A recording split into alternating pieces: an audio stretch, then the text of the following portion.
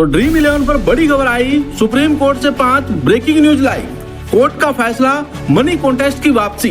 जी हाँ, आज हम बात करने वाले हैं उस खबर की जिस पर पूरे देश के लाखों फैंसी प्लेयर्स की निगाहें टिकी हुई है। यहाँ बात हो रही है 4 नवंबर 2025 को होने वाली सुप्रीम कोर्ट की सुनवाई की, जो तय कर सकती है कि क्या ड्रीम 11 और दूसरे ऑनलाइन गेमिंग प्लेटफॉर्म का भविष्य फिर से चमकेगा या हमेशा के लिए अंधेरे में चला जाएगा। क्योंकि पिछले कुछ महीनों से फैंसी गेमिंग इंडस्ट्री के लिए हालात बहुत खराब रहे। तो आज का दिन गेमिंग वर्ल्ड के लिए बेहद खास है, क्योंकि सुप्रीम कोर्ट ने ड्रीम 11 को बैन को लेकर के एक ऐसा फैसला सुनाया है जो लाखों यूजर्स की उम्मीदों को नई जिंदगी दे रहा है। जी हाँ, आपने सही सुना, आज का बड़ा फैसला ड्रीम 11 बैन पर कोर्ट का ताजा अपडेट। अगर आप भी फैंसी स्पोर्ट्स के दीवाने हैं, अगर आपने जो है कभी ड्रीम 11 पर अपनी फेवरेट आईपीएल टीम बनाई है या मैच के दौरान दिल की धड़कनें तेज कर ली है, तो ये वीडियो आपके लिए ही है। अगस्त 2025 में जब promotion and regulation of online gaming act 2025 पास हुआ तो मानो पूरी इंडस्ट्री पर बिजली गिर गई। इस कानून ने लगभग हर तरह के रियल मनी गेम्स पर बैन लगा दिया था, चाहे वो फैंसी क्रिकेटर हो, पोकर हो, ई स्पोर्ट्स हो या ऑनलाइन कैसीनो, सब बंद। इतना ही नहीं, जो गेम पहले स्किल बेस्ड माने जाते थे जैसे ड्रीम 11, माई 11 सर्किल, उन्हें भी इस दायरे में शामिल कर दिया गया। ये कानून आया तो ऐसा लगा कि रियल मनी गेमिंग अब जो पूरा ब्रेक लग गया। मतलब ड्रीम 11, एमपीएल, विंजो जैसी ऐप जो है वो जो एंट्री फीस लेकर हमेशा कैश प्राइज देती थी, वो सब बंद। क्योंकि सरकार का कहना है कि ये गैम्बलिंग को बढ़ावा दे रही, मनी लॉन्ड्रिंग हो रही है और युवाओं का भविष्य खतरे में है। एक्ट के मुताबिक अगर कोई ऐसी गेम ऑफर करता है जहां पैसे लगते हैं या जीतने पर कैश मिलता है तो 3 साल की जेल और 1 करोड़ तक का फाइन। बस देखते ही देखते इंडस्ट्री ठप। करीब 65,000 लोग बेरोजगार हो गए और प्लेयर्स के 7,440 करोड़ डिपॉजिट अटक गए। बीसीसीआई ने भी ड्रीम 11 के साथ स्पॉन्सरशिप खत्म कर दी। सोचिए, आईपीएल का वो धमाका, सब एंटरटेनमेंट सब झटके में गायब। लाखों यूजर सोच रहे थे अब क्या फैंसी गेमिंग हमेशा के लिए खत्म हो गया। लेकिन दोस्तों, यही से स्टोरी में ट्विस्ट आता है। सरकार का कहना है कि ऑनलाइन गेमिंग लोगों को एडिक्ट बना रहा है, परिवार बर्बाद हो रहे हैं और ये जुए की तरह काम कर रहा है। कई ऐसे केस सामने आए जहां युवाओं ने लाखों रुपए गंवाए और आर्थिक तंगी में फंस गए। सरकार का तर्क था कि इस समस्या को रोकने के लिए सख्त कदम उठाना जरूरी था। लेकिन दूसरी तरफ गेमिंग इंडस्ट्री का कहना है कि यह फैसला बहुत ज्यादा कठोर है। उनका कहना है कि फैंसी स्पोर्ट्स गेम जो है जुआ नहीं बल्कि स्किल, नॉलेज और स्ट्रेटेजी पर आधारित होते हैं। ड्रीम 11 जैसी कंपनी का मानना है कि उन्होंने हमेशा खेल को प्रमोट किया, ना कि जुए को। इस कंपनी ने लाखों यूजर्स को जोड़ा है, हजारों लोगों को रोजगार दिया है और स्पोर्ट्स को नई पहचान दी। लेकिन इस बैन के बाद ड्रीम 11 समेत पूरी इंडस्ट्री ठप हो गई। रिपोर्ट्स के मुताबिक कंपनी को अपने कई बड़े कॉन्ट्रैक्ट जो है खत्म करने पड़े और कर्मचारियों के छंटने की नौबत आ गई। यहाँ तक कि अब कंपनी नए बिजनेस मॉडल जैसे कि स्टॉक ब्रोकिंग, फिनटेक या एंटरटेनमेंट सेक्टर में एंट्री लेने की प्लानिंग कर रही। सितंबर 2025 में ड्रीम 11 और दूसरी कंपनियों ने सुप्रीम कोर्ट का दरवाजा खटखटाया। उनका आर्गुमेंट साफ था, फैंसी स्पोर्ट्स गैम्बलिंग नहीं बल्कि स्किल का गेम। आप प्लेयर परफॉर्मेंस एनालाइज करते हैं, स्टैट्स देखते हैं, स्ट्रेटेजी बनाते हैं, ये लक पर नहीं नॉलेज पर चलता है। और ये बात नई नहीं, पहले भी Bombay high court, Punjab and Haryana high court और सुप्रीम हाई कोर्ट ने ऐसे कई बार कहा है कि ड्रीम 11 जैसी गेम आर्टिकल 1991 के तहत प्रोटेक्टेड बिजनेस है। 2021 में तो सुप्रीम कोर्ट ने राजस्थान हाई कोर्ट के फैसले को अपहोल्ड किया था, जहां अपील खारिज कर दी थी जो ड्रीम 11 बैन की मांग कर रही थी। तो कंपनियां बोली ब्लैकआउट गलत है, हमें सुने। अब आते हैं अक्टूबर 2025 पर।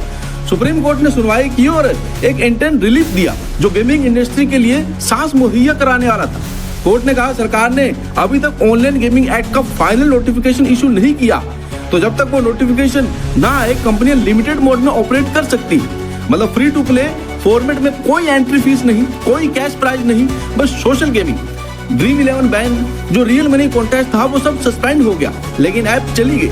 कोर्ट ने ministry of electronics and information technology minister को निर्देश दिया कि 31 अक्टूबर तक नई गाइडलाइन इशू करे और आज 4 नवंबर 2025 को उसी की अगली सुनवाई हो रही।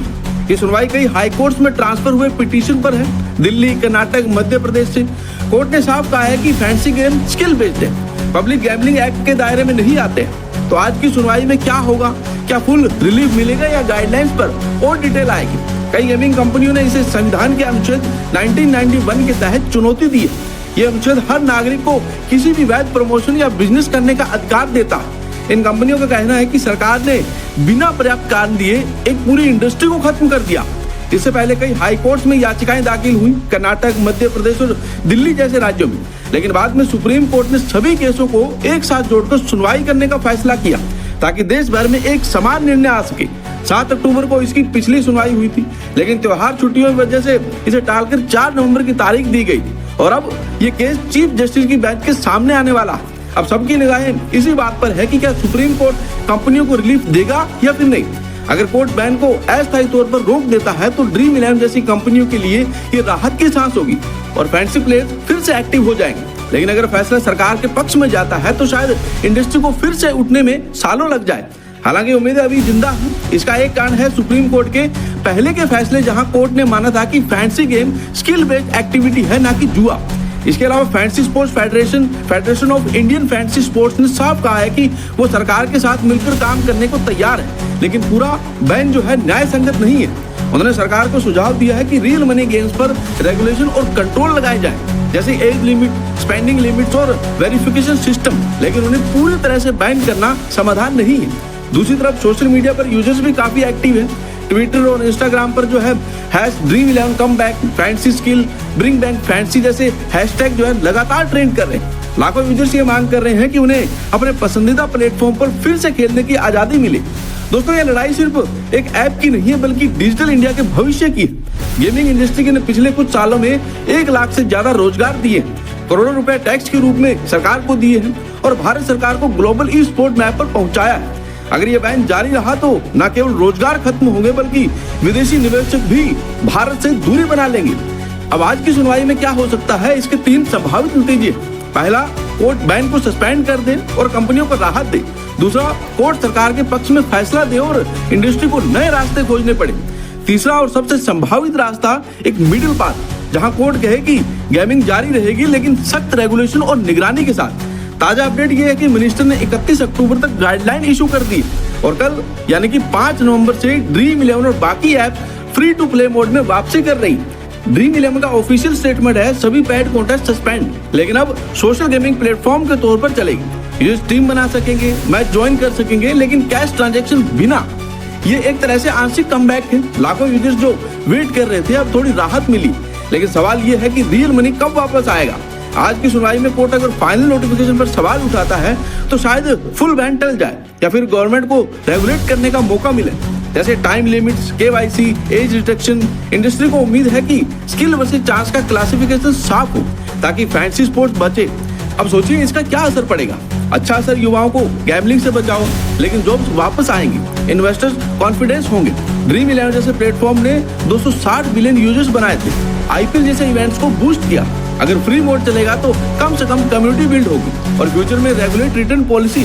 लेकिन अगर बैन तो गैम्बलिंग हब बनने का सपना जो है वो टूट जाएगा। गवर्नमेंट का स्टैंड क्लियर है। रिसर्च दिखाता है कि ये ऐप जो है गैम्बलिंग और मनी लॉन्ड्रिंग से जुड़े, लेकिन कंपनियां कहती हैं कि रेगुलेशन ठीक है लेकिन बैन नहीं। दोस्तों, ये स्टोरी अभी खत्म नहीं हुई। आज की सुनवाई के बाद और अपडेट आएंगे, लेकिन आप आज के कमेंट में जरूर बताएं कि क्या ड्रीम 11 बैन होना चाहिए या फिर नहीं।